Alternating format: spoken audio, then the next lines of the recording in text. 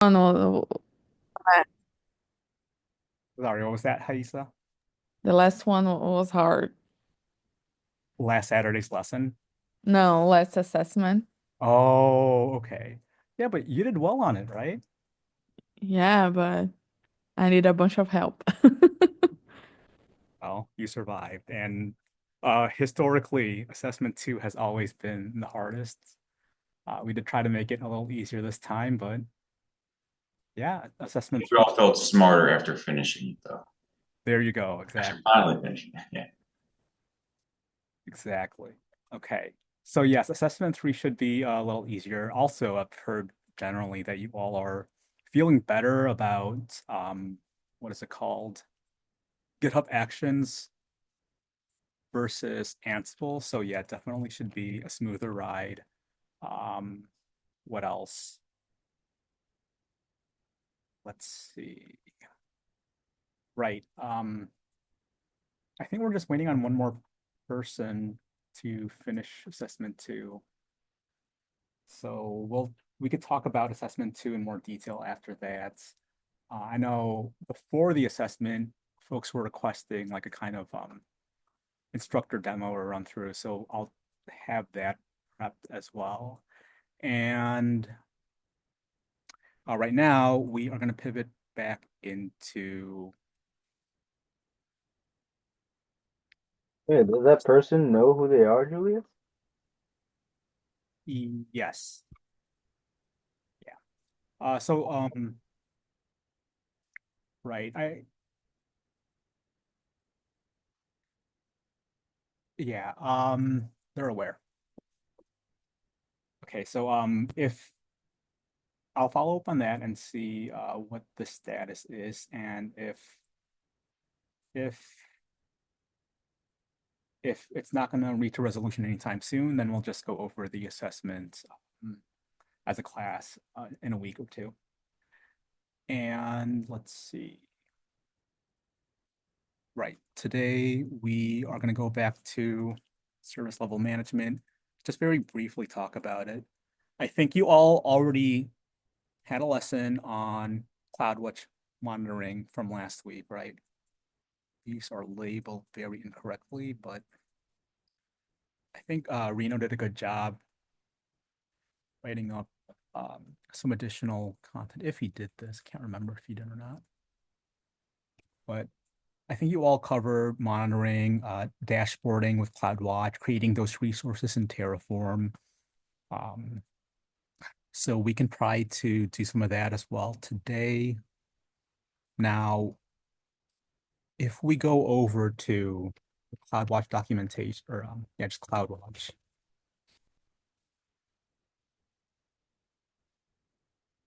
And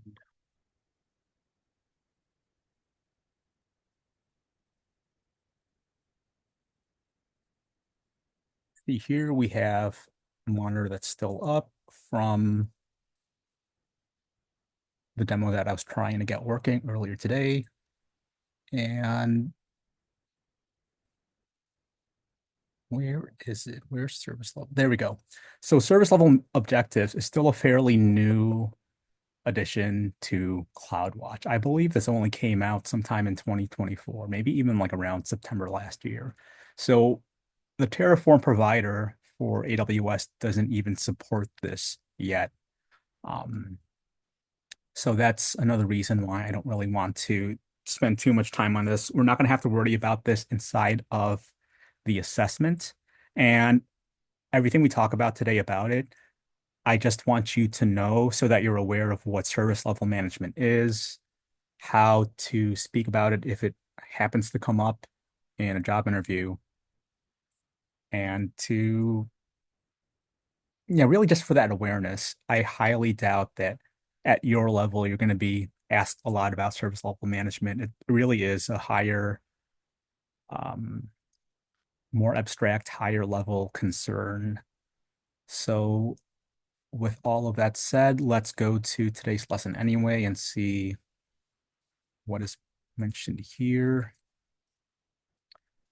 There's also this, I guess, lesson on setting up a CloudWatch agent inside of an EC2.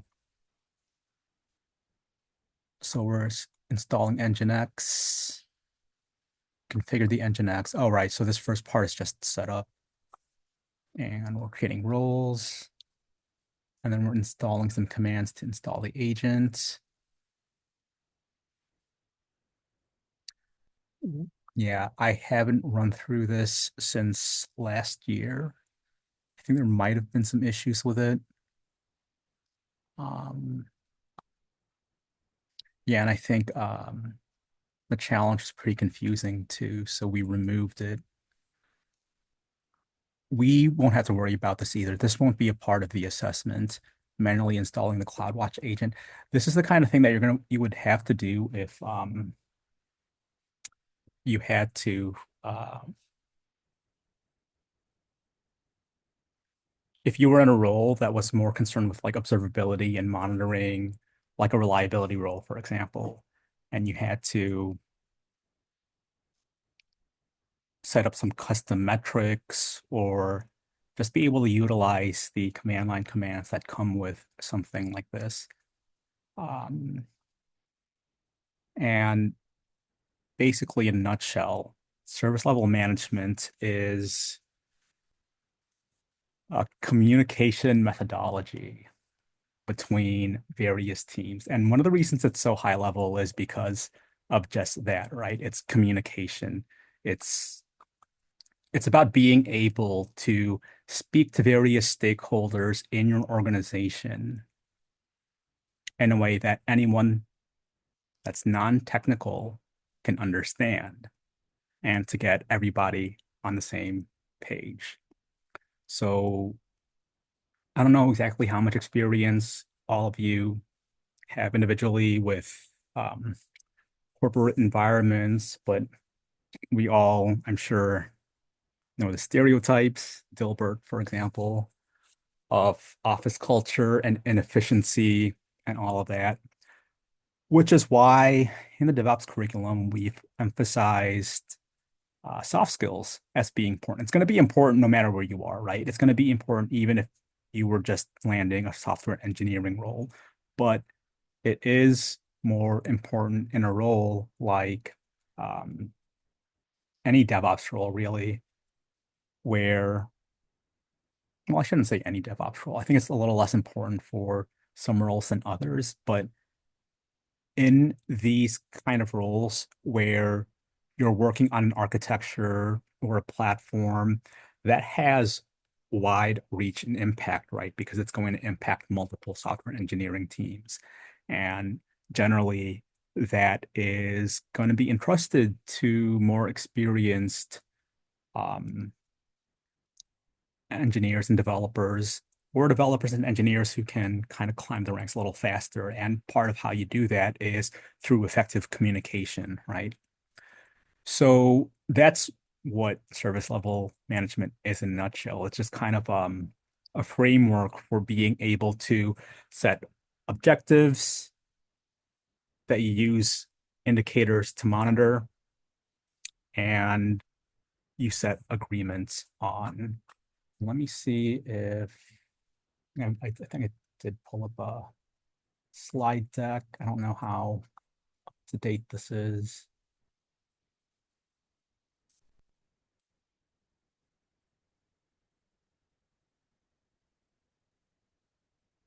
It's kind of like diving in here.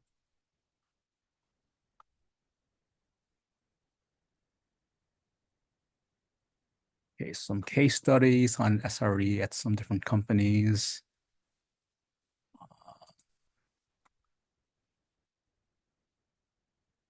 I'm looking for the SLO section. Okay, so we're talking about life cycles, something we've talked about before. Okay, service level management. And yeah, so I've already talked about how it's kind of like a framework for communication, right? There are various ways of looking at this. Like if you think about why communication is important, the big thing is to get people on the same page, right? Because if folks aren't on the same page, then that could lead to inefficiency, that could lead to mistakes, miscommunication. expectations not being met, and nobody enjoys any of that. So we create standards so that everybody has an anchor from which to set their expectations, right?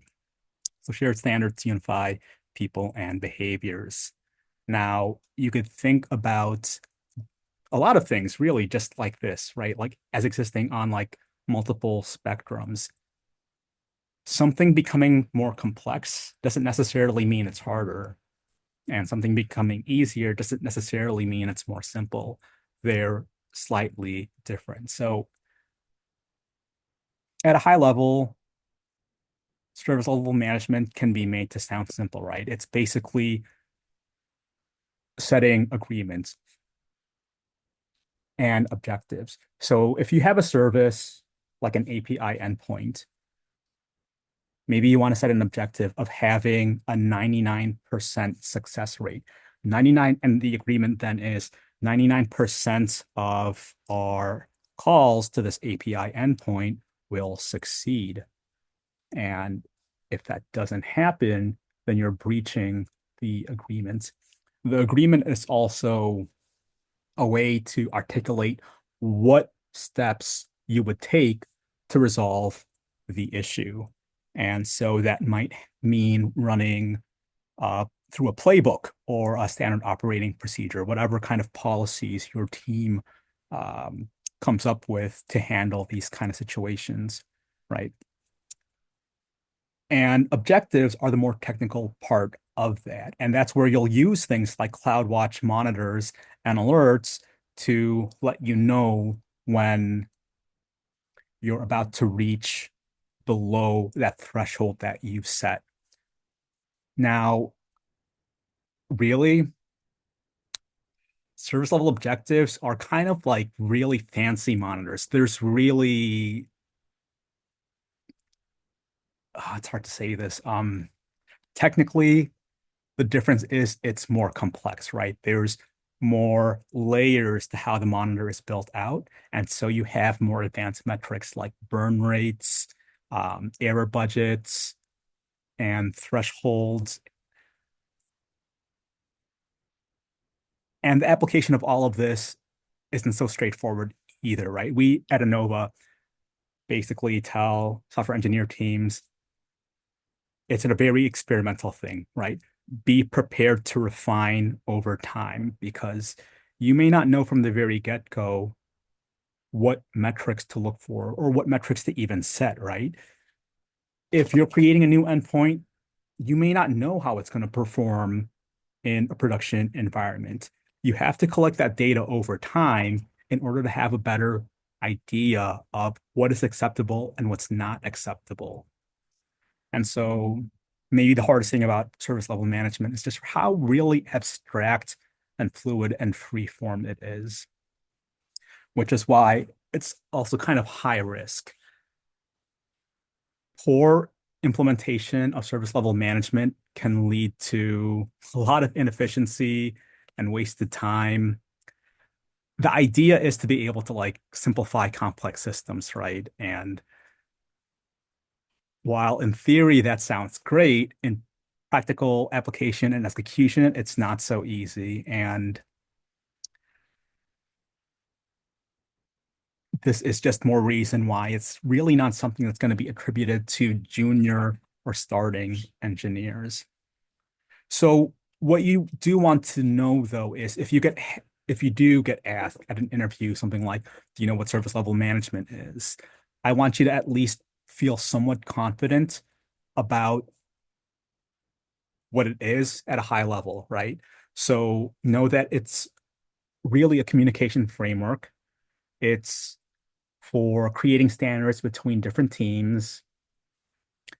And it's really just setting expectations and communicating those expectations. It's kind of like creating rules or policies, right? It's really just creating policies. And that's how you want to frame any of your answers or thoughts around questions around service level management. The basic flow is you develop your service, right? And just like you would while setting up a monitor. I mean, that actually is the very first part. You're setting up your monitors and whatever metrics you use to measure the objectives. Those are called indicators. So those are your service level indicators. And once you've created those and you set the objectives, then you can create the agreement, which again is like the formally, verbally spoken result of what you will do if the objective is not reached. And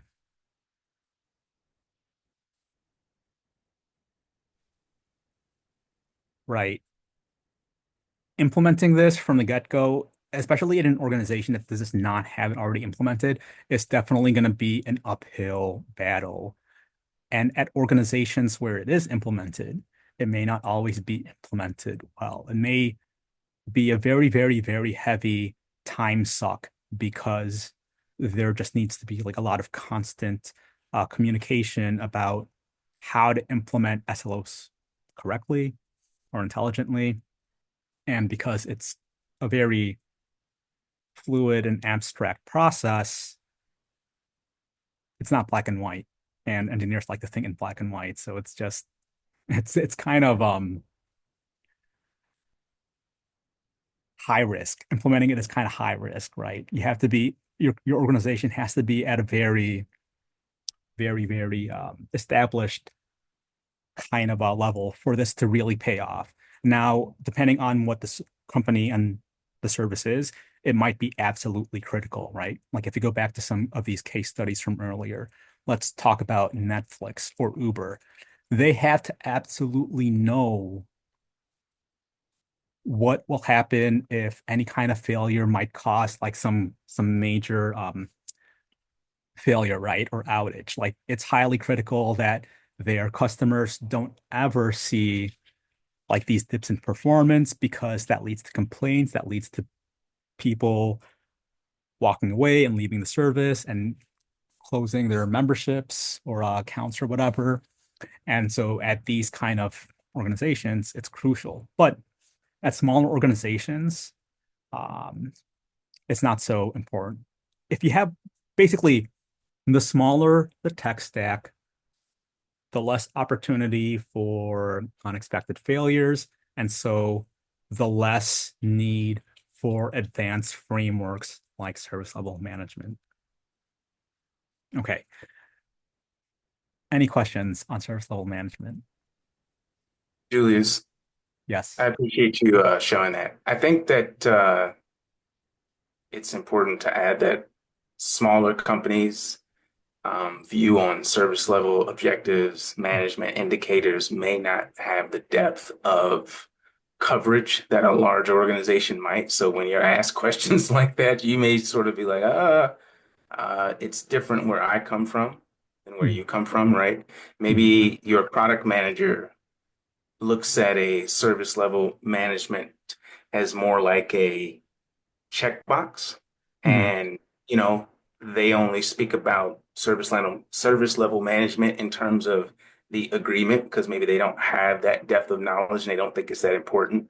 And like you said, if the engineers think that the service is relatively consistent enough where it may not require that level of depth, they may not talk about it that way. So, but I appreciate you showing this. Thank you.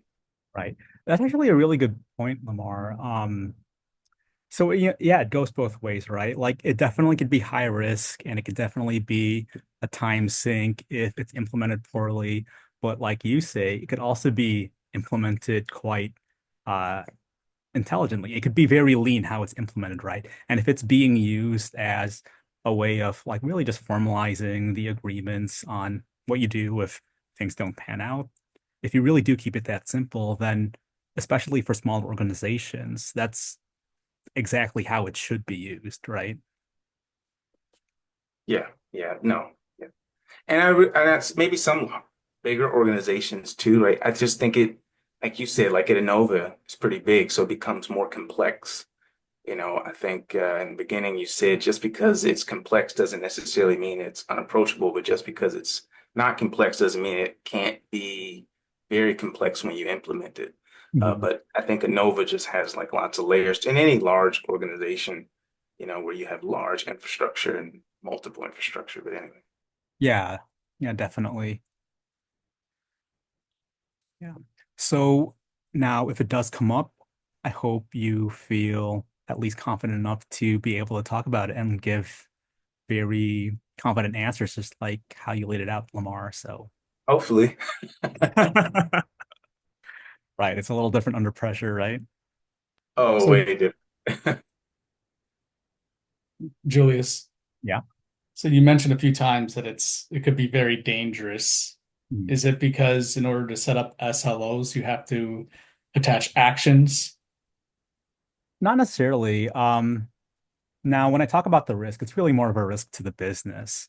And I guess in terms of cost, right? Because it could be very poorly, if it's poorly implemented, that's just a waste of time. That's just a waste of hours and billable hours. And that's where the cost comes from. But you do bring a good point. There is danger. There is potential danger.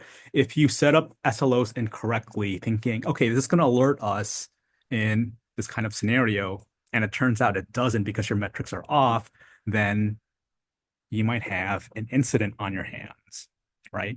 And if there's a production incident and you're not able to stop the bleeding, as some companies might say, every minute that passes is a minute that the company is losing X number of dollars, and it's just a disaster, and somebody might get fired.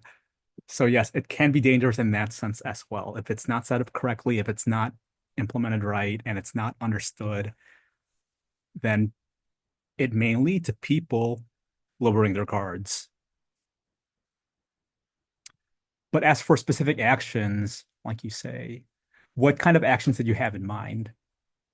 Well, I was just assuming that, we're watching, let's say, one of the examples is how long of a delay does the user experience? Mhm. So we're monitoring that latency. Would we then associate an action to improve that latency? That's a really interesting question. Like now, I don't know how it is at like larger organizations.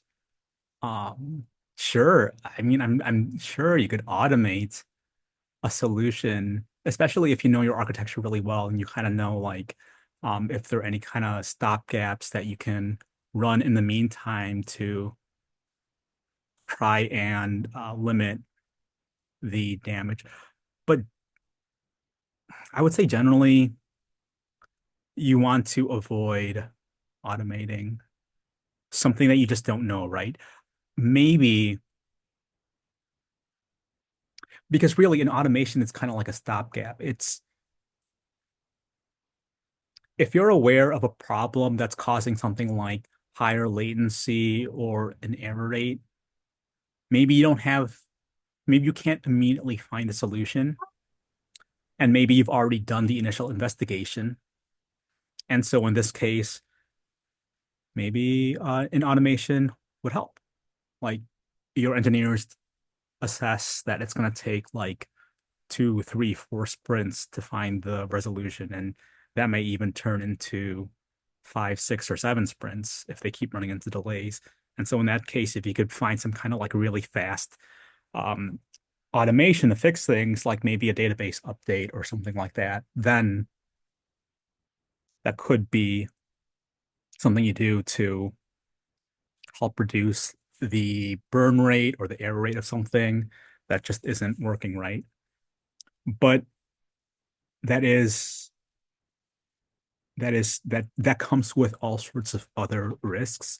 And really, you can only make that call once you've done the initial investigation. So really, first and foremost, you're going to be investigating. You're going to be troubleshooting. That's going to be a big part of working with service level management and just a big concern with reliability roles in general. Site reliability engineers also tend to be the the team that owns things like incident management and postmortems. And so they're first in line when a production incident occurs and they have to facilitate um, a cross-team collaboration in order to resolve the issue as fast as possible and then to track all of the happenings and log in and create a report. So yeah, investigation, I would say, is what you would probably expect to do more of than just triggering actions. Gotcha. One last question. So I guess the main difference, or what would be the main difference between Cloudwatch alarms or alerts Mhm. versus I guess, the business slash customer side of the SLOs? Is it just the fine tuning of particular metrics? Yeah, yeah. So you can't have an SLO without a monitor. So yes, the kind of monitors that you would set up in CloudWatch, in Datadog, in any kind of application, that's the foundation for the objective, right? That's the service level indicator, or what collects those indicators. If you look at this picture here, and we could see that this is does it have the name? I don't know if it shows the name. It looks like this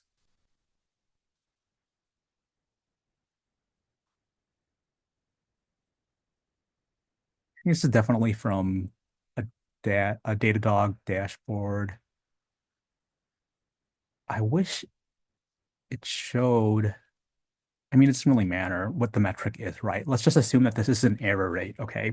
And so the metrics that are being shown here are coming from a monitor that collects metrics on the error rate.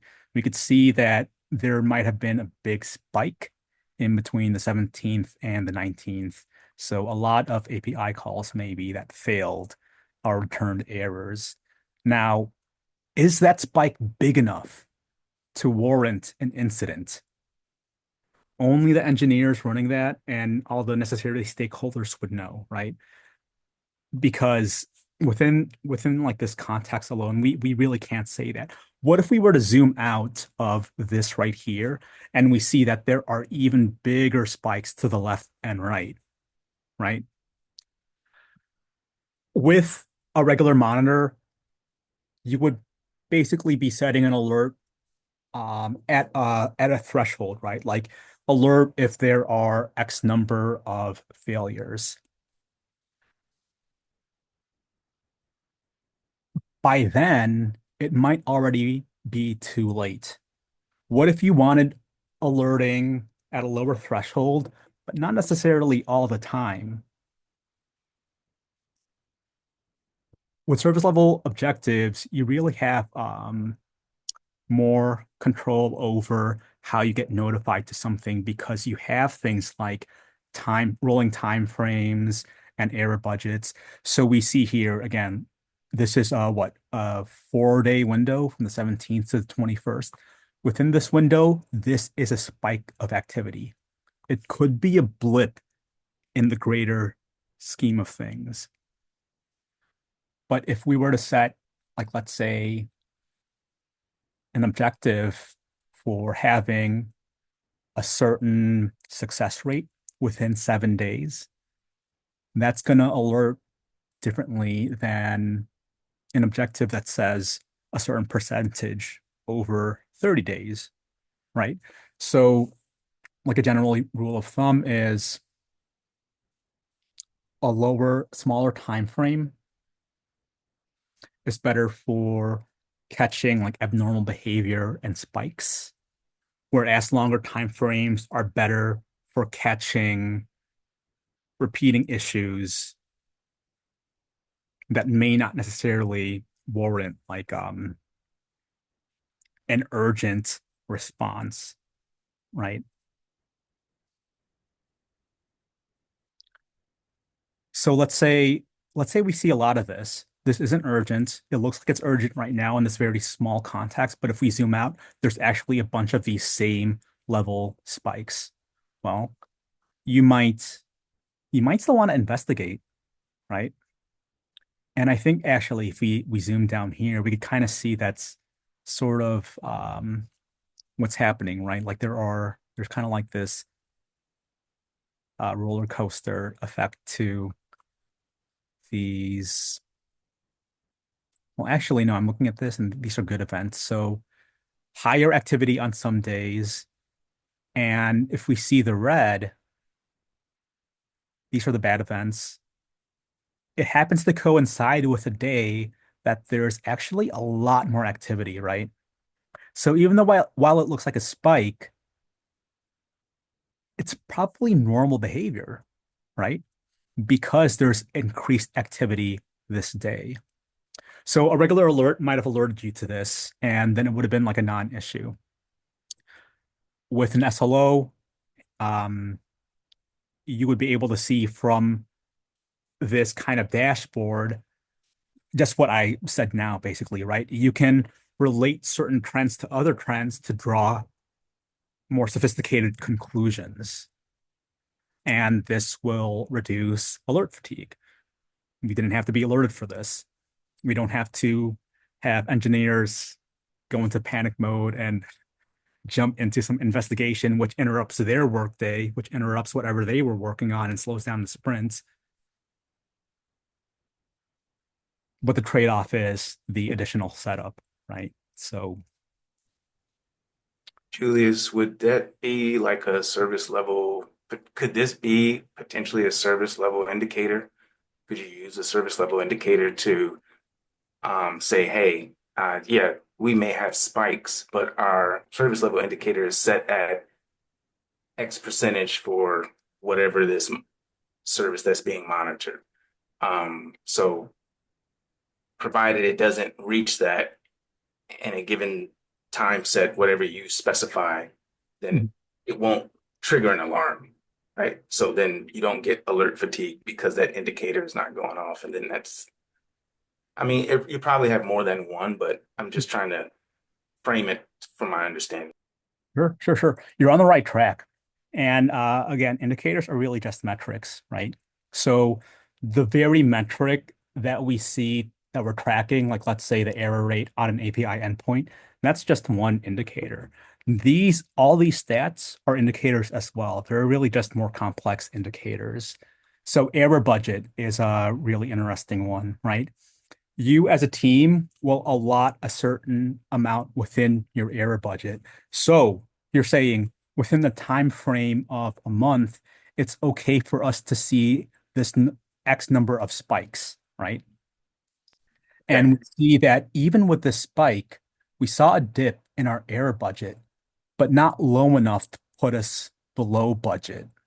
I see. Okay, yeah, Now, if this continues to happen throughout the month, then you might run out of your error budget by then, and then you'll be alerted. You investigate and you see, wow, these spikes, while they haven't been big enough to cause immediate concern, they've been happening consistently for the last several weeks, and that's no good. gotcha. Yeah. So And so that's then is that when you might have the conversation about the service level agreement and what that should be? exactly, exactly, exactly. And the agreement could be like a multi-layered agreement too, right? It could have multiple kind of reactions based on the situation. And that is a way of just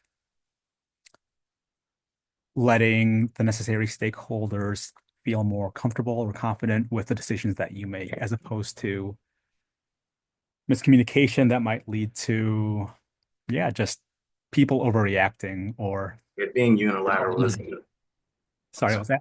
unilateral isn't a soft skill, right? Yeah. Okay.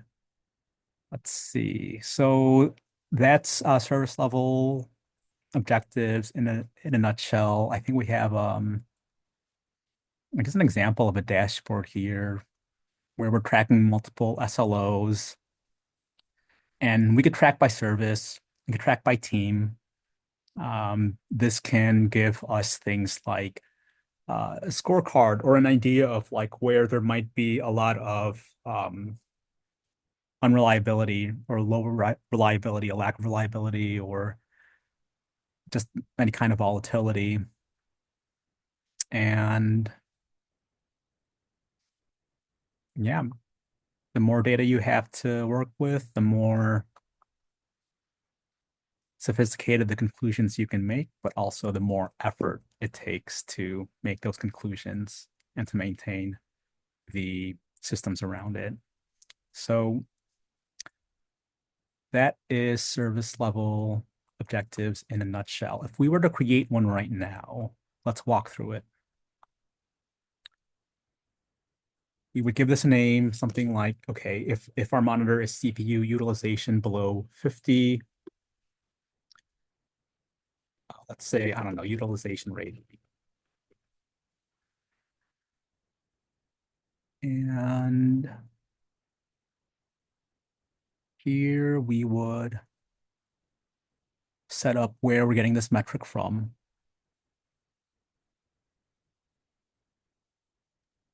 Using a service operation metric from a discovered service.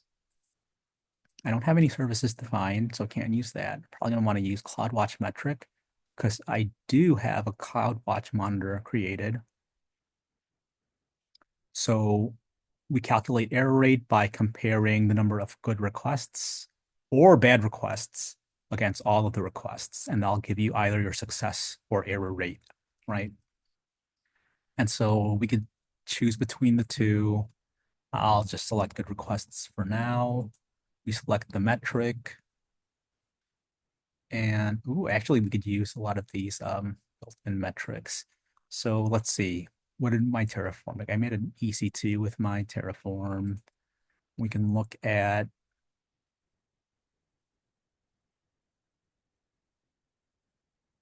it's a good one here.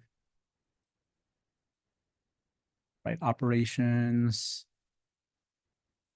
Let's use CPU utilization again, even though I'm like trying to think through it in my head. I'm not really sure how we would create one off of this right now.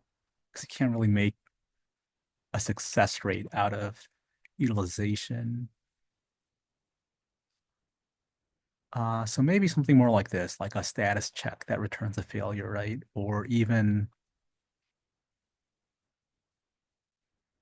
like a write operation. I want to see if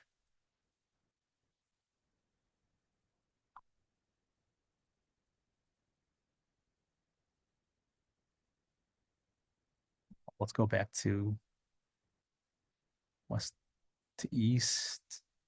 I'm actually going to look up what my EC2 instance ID is. So let's see.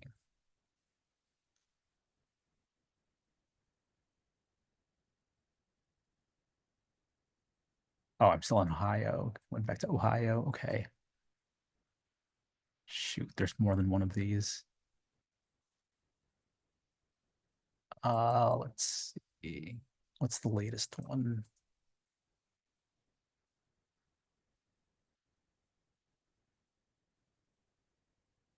Okay. That means these should probably go.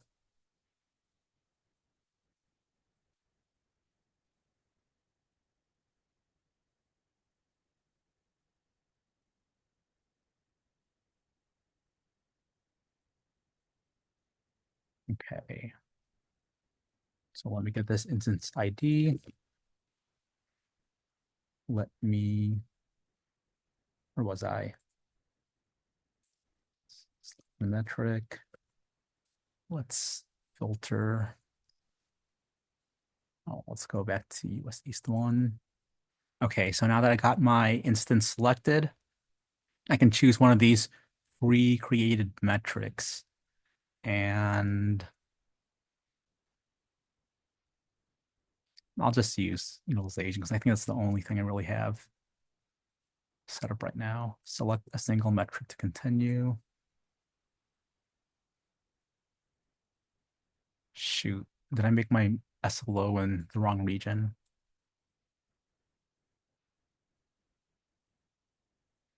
Yikes.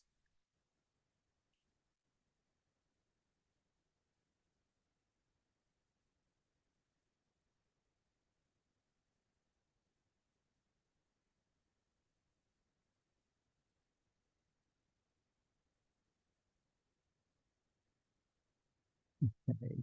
So I think how this will work is we're talking about utilization below a certain threshold, right?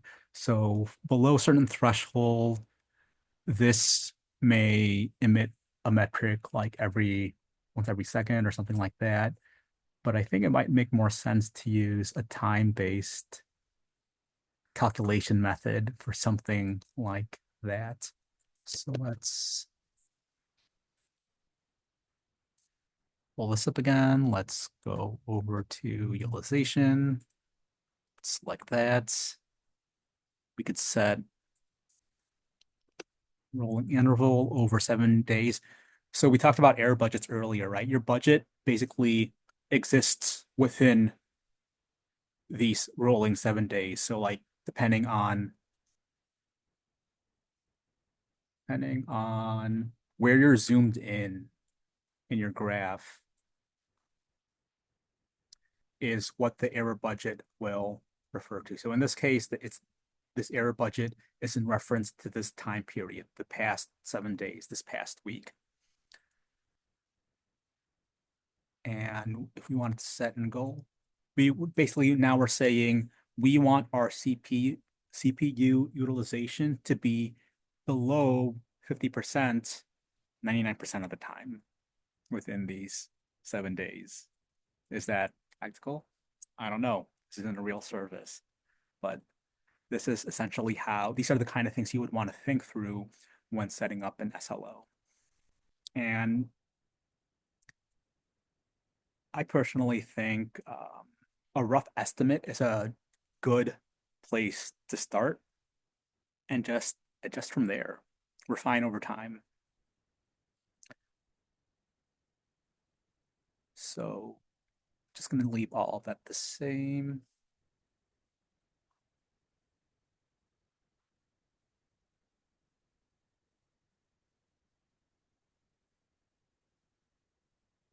And we can determine if we want to alarm on.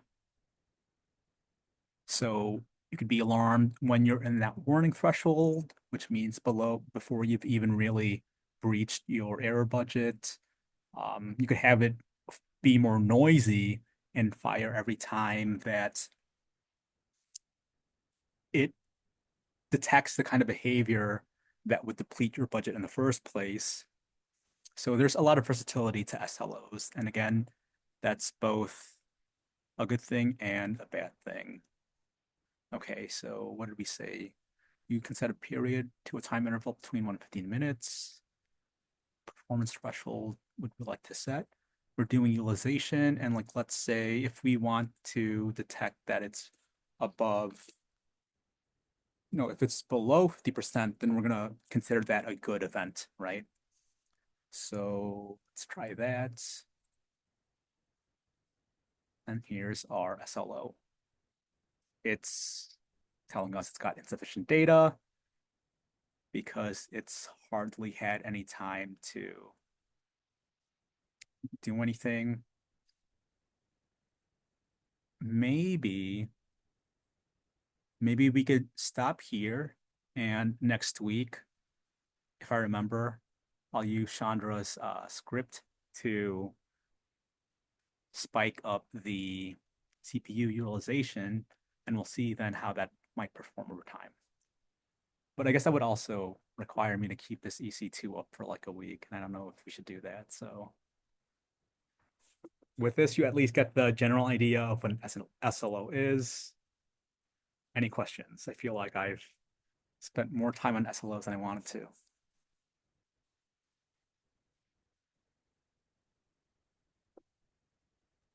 Nope. Okay, cool. So those are SLOs. We also said we were going to go over the assessment. Do y'all want to go over but the assessment from 2 weeks from now? Please. Okay, let's do it. All right, so this is still a draft. It's the draft from the previous cohort. So there's probably going to be some changes, but like you could probably infer because our module has been on GitHub Actions, we're going to use GitHub Actions to create a flow that will deploy an application. I might include some additional apps just so there are more options. Might be the same apps that we used in assessment 2. We'll just add like some more beef to them, I guess. So you're going to Dockerize 3 parts of an application, so like your database, your backend. You're going to use a Docker Compose to do that. So I guess we'll have to cover Docker Compose for then. And I do think we do cover that next week. And you'll have things prepared for you like a SQL data set. And you're going to either push the Docker Hub or GitHub container registry. So let's see. Oh, I see. This is going to be fun. Oh, it will be fun. It will be very fun. So you'll have a front end, a back end, and a database pushed through GitHub Actions. Now, some of the milestones. Of course, we have to have secret handling. So in your GitHub Actions repository, you're going to want secrets defined. Let me see if it's still failing, I think. I get to fix this. But I'll pull this up anyway. I was trying to add on to this. I just ran out of time. But in a nutshell, this is the demo from last week with some additions. If you remember, we had our workflow call Terraform apply. We have added, oh wait, I'm on the wrong branch. We have added some things since then,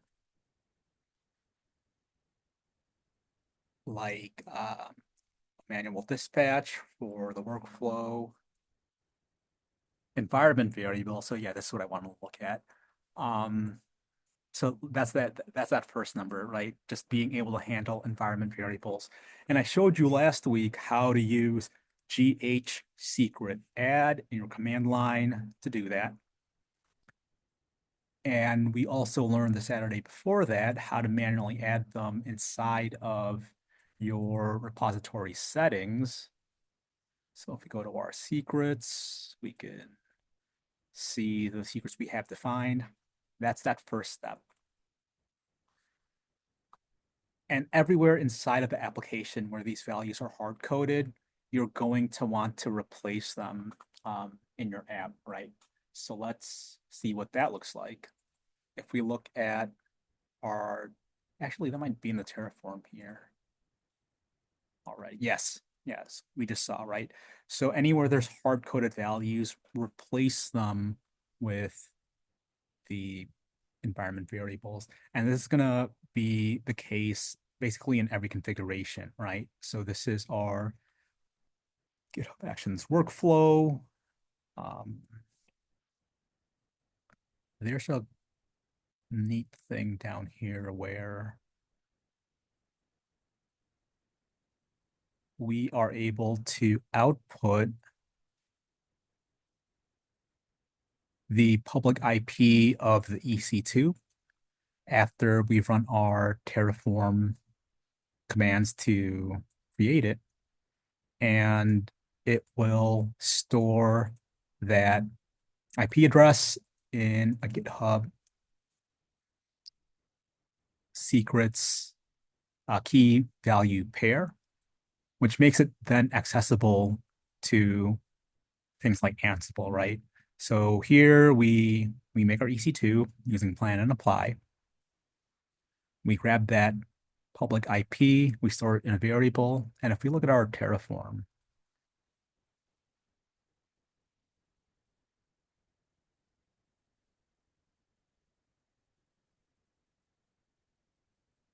we'll see that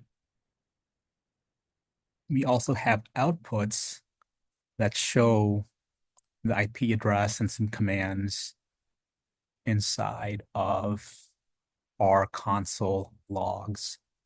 So we can not only can we view them, but we could also store them into either a file or the GitHub action secrets. I don't know what it's called, repo, I guess, section. And it can then be used by a playbook. So let's go over to our playbook.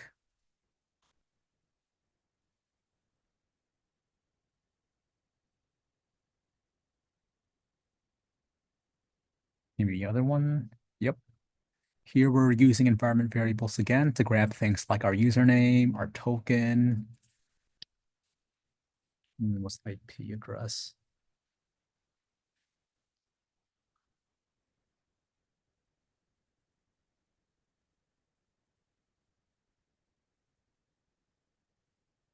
Maybe this is this one. I might not have pushed that change.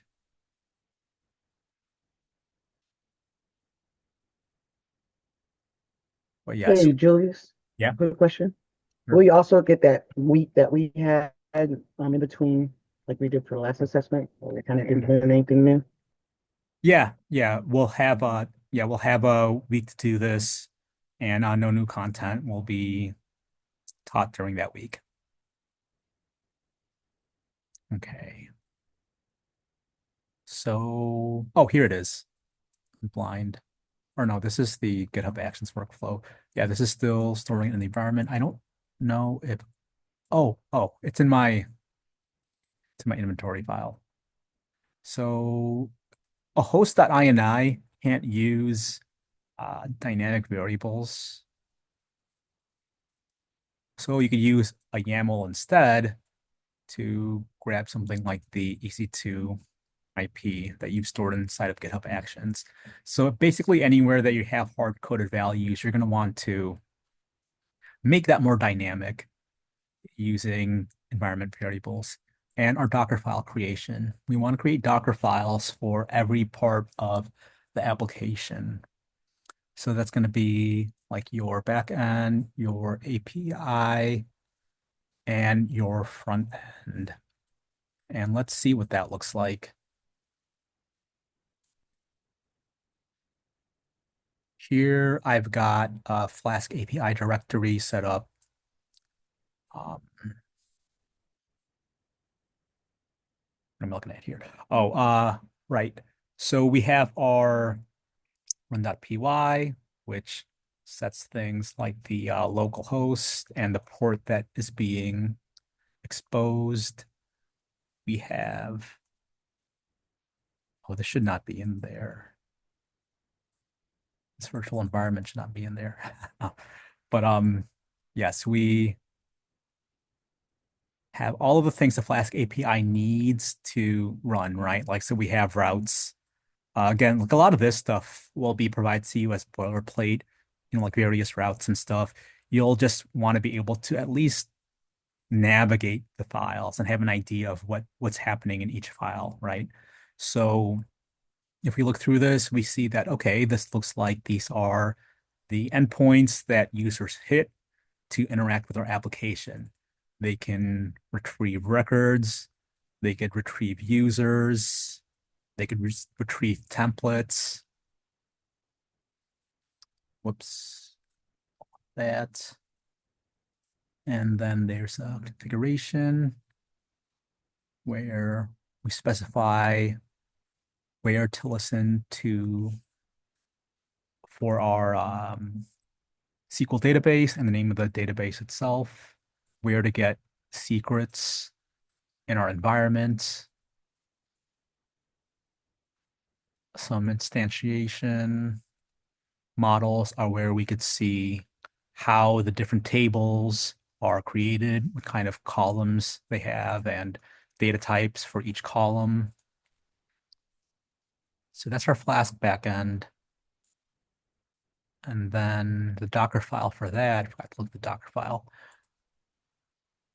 Again, it's just the commands that you would be running to get this spun up locally if you were spinning it up manually, but just in a Docker file so that it could be automated. So we see installing the requirements, .txt, copying over the files from our local directory if we were running this manually, or the GitHub Actions workspace if we were automating it through GitHub Actions into the container. And so that gets containerized. It's going to run on the EC2 once everything has been pushed over to the EC2. So let's actually backtrack a bit. Let's read through this workflow, more or less. Last week, we saw how to provision infrastructure using Terraform. So we ran our checkout so that the workflow and the workspace has access to the repo. We set up Terraform, so we have access to Terraform commands. We set up some steps for storing the SSH key. We did it this way, but we could also store it inside an environment variable in GitHub Actions. So I might tweak this to show that. And we then initialize, apply. We check to see if we have existing security groups and roles. And if we don't, or I should say, if we do, then we run a Terraform import. It doesn't have to be done this way because if you want, you could just use data blocks for everything that already exists. And then we run plan, we run apply, we set up the EC2 through the Terraform. So the Terraform creates the EC2 security group, anything else that you want to use, like a remote backend through DynamoDB or S3 bucket.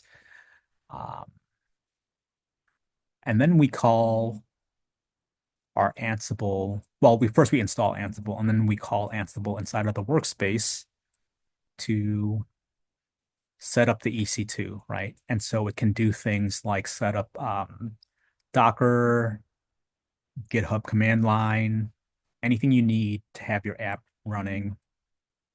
And now we have a separate job down here. So this is new, where we set a needs line to make sure that this only runs after this top job succeeds. We select an operating system, and step by step, we will call checkout again. This isn't necessary, but within GitHub, you can use submodules. So like, let's say, for example, our Flask API and our front end were already written beforehand, right? And they exist in different repositories. You could reference those repositories as submodules within this repo, and it will know to pull from those repos as it's going through its own workflow. So that's an optional thing. It's not absolutely necessary, but it's just another way of doing things. We can use Docker build X. It's just another Docker package for building things. It's not absolutely necessary. You could also just run the Docker setup steps manually instead of using the actions.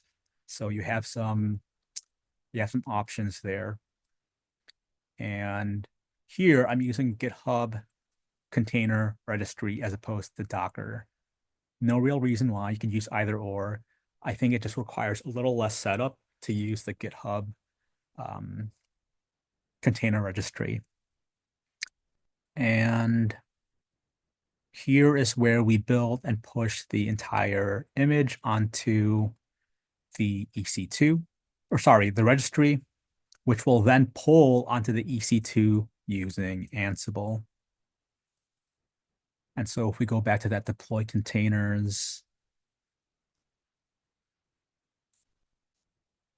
playbook, with Ansible, we log into the GitHub container registry. We're checking to see if this directory exists. We grab that repo from GitHub container registry. We then remove the container once we've copied over all of the files that we need. And then we set up a temporary container for those new files. We copy the contents and we again set up another build space for these multiple containers, and then we spin them up using Docker Compose. Okay, talking through that, it's probably hard to visualize. I wish I had a diagram ready, but if we look at the hierarchy of this directory, it might make a little more sense. We have at the parent level a Docker file, right, and a Docker Compose. This Docker file is for the entire project. It's a very simple file. It just copies everything. It creates an image out of it so that we could transfer the entire project onto the EC2. So this gets copied over to the EC2. Once it's on the EC2, this Docker container that gets made from this file gets deleted because we no longer need it. Now you can imagine that this whole repo is inside of the EC2. And that's when our Docker Compose will spin up. And this will go through every service that needs to set up, right? So it's going to set up a database. We want Postgres. We set things like our user, our ports, and we have a health check so that we can make sure it's actually up and running before anything else kicks off. And then we have our API set up. We set up a context to point to the working directory basically for each individual service, right? We're setting up multiple services with Docker Compose. Each service is its own container. Each service either uses an official image, like here we are pulling Postgres from the Docker image database, or we provide our own instructions for an image through a Docker file. So for our Flask API backend, it's got its own Docker file.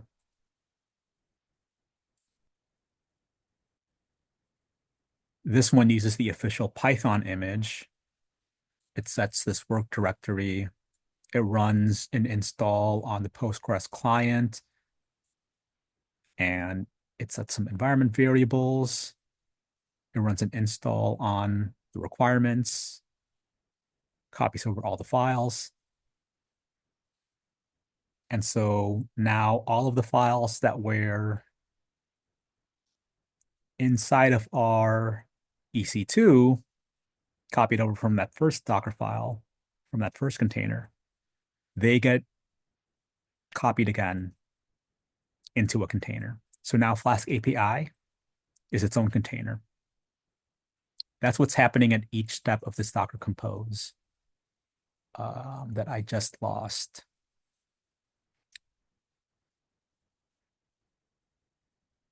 Everything, every service is being spun up individually. So there's like a separation of concerns.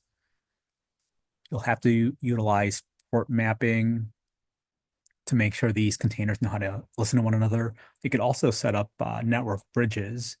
So all of these are utilizing the same network. So they, by default, can communicate with one another. Okay. Any questions on that? So Julius, are you saying that the Docker containers, it can listen on their own network, right? You can use like the name of the container because they have their own sort of like, what is it, resolution service or whatever. Yeah, exactly. If I had this up and running right now, I could show you, but I think I'll try to prepare. I should start writing some notes. I'm gonna because I couldn't get this to work. I'm gonna see if I could get some of it to run by the end of the day, and I'll show you some of these Docker network things inside the command line. Um, Now this is a convenience thing, okay? I know we don't formally cover Docker Compose in this curriculum. I'm not sure, or not curriculum, in this module. So you could just use Docker files for everything, right? You don't have to use Docker Compose. Does Docker Compose make it easier? I believe so. But then there's that initial learning curve of learning how to use it, right? So I'll see if we can make time for it. And actually, let me also just double check before I have to eat my words later on here. Are we using Docker Compose?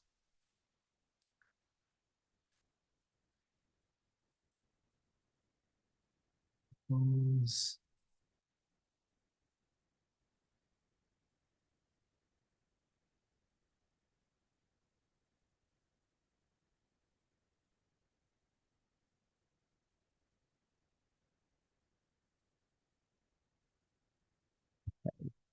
I know we moved. I was saying last week how we like squeezed a bunch of like extra stuff in between day 1 and days 2 and 3. So we could start to cover Docker Compose tomorrow. I think Reno asked if I could cover for him. So we'll do that. And then next Monday, where we would be setting up a test environment, I think is the goal. We could go over Docker Compose then as well. And that should cover the Docker Compose portion. Let's go back to our milestones. So again, like I said, this is a draft. We could make the compose more optional based on how everybody is feeling by the end of these 2 weeks. Because again, I do believe it makes it easier, but you could also just do all of this with individual Docker files. Okay. Database initialization, we saw that already in the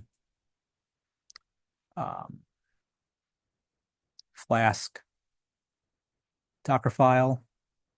We were installing the requirements for PostgreSQL.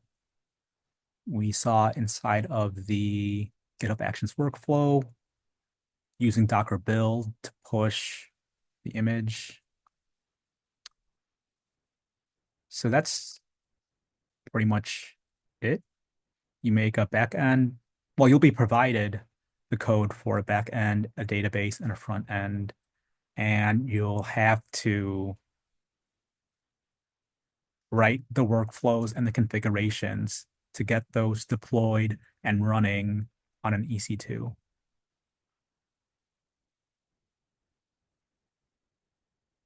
Okay. Any questions?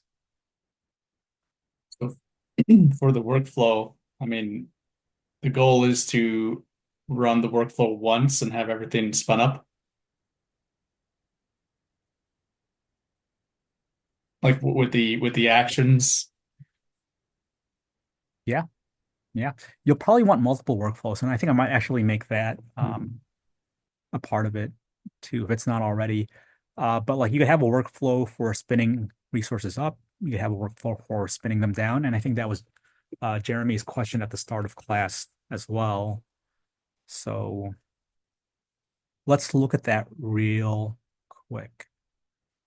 It would be fairly simple once you have the remote backend set up. And if we look at our workflow here, where we get to the Terraform part, it runs Terraform init. It does some checks so that it could run Terraform import.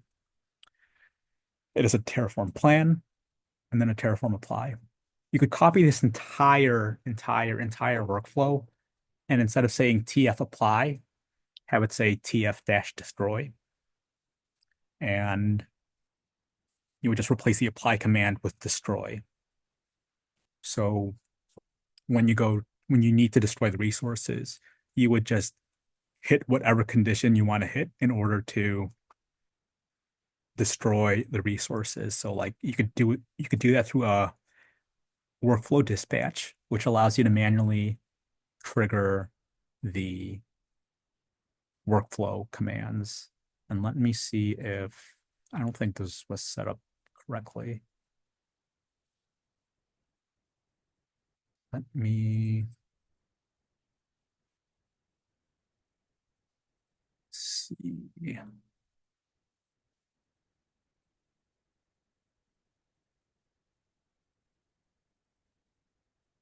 What is the one that was there? Oh, okay. So here in this other example, you can see that I have a section here for manually running the workflow. So that's one way of doing it. You set up like a workflow dispatch, and you could have that inside of your Terraform destroy flow. And that's how you can destroy pre-made resources. I kind of want to see why that wasn't showing up here. Yeah, I don't know why it's not showing up yet. I'll have to work through this repo a bit more. But yes, once you set it up correctly, it will show up here. Let me see the workflow for this. Okay. I see. I'll have to add this input block, I think, to today's example. That's what I was missing. What else? What else? What else? What else?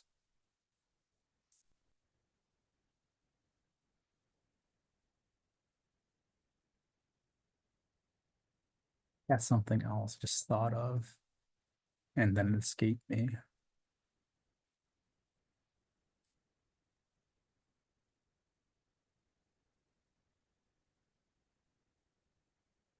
Oh, the remote backend. Yes. Okay. So we covered remote backend last module. It's probably been a while if you haven't been using it, but the reason we want to use remote backend is so every time we spin up our Terraform, it's not just creating a new instance, right? And this way, with a remote backend, it's saving the Terraform state in that backend. So it will know to delete the right resource. So that's a crucial part of this setup of being able to do that, is having some kind of way of handling state remotely. So in our Terraform, I think it still needs a bit more tweaking. Last week's demo, today's updates to last week's demo doesn't quite have it set up yet, but I think I started on getting, and that's the workflow. The remote backend setup. So we specify, for example, we want our backend to be set up inside of an S3 bucket, but instead of creating that bucket, we're going to look for an existing one, right? Now, in your case, yes, you can create your own bucket backend. I'm trying to think if there are like limits to any of these resources.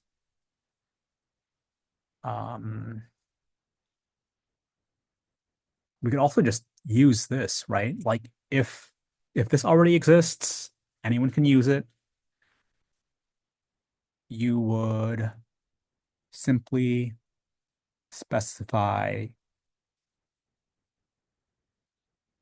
a different table to store your state in. So like maybe you append to this your name or something along those lines.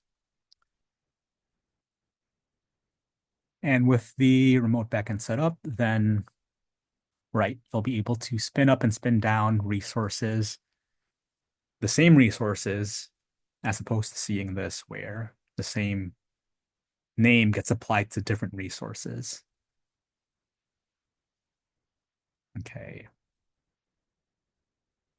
So that is assessment 3 in a nutshell. GitHub Actions to write the Terraform and Ansible files that you learned how to do in the last assessment. Okay.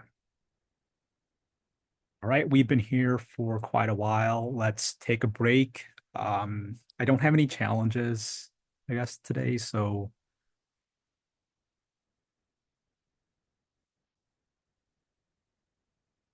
if there's anything that you haven't finished from last week, catch up on that, and we can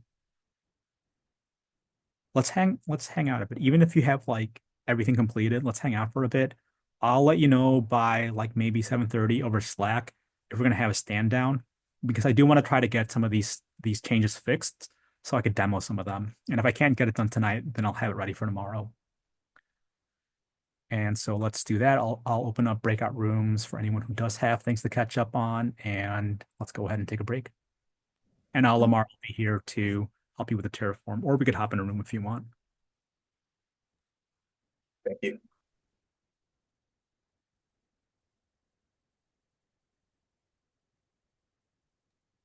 Thank you.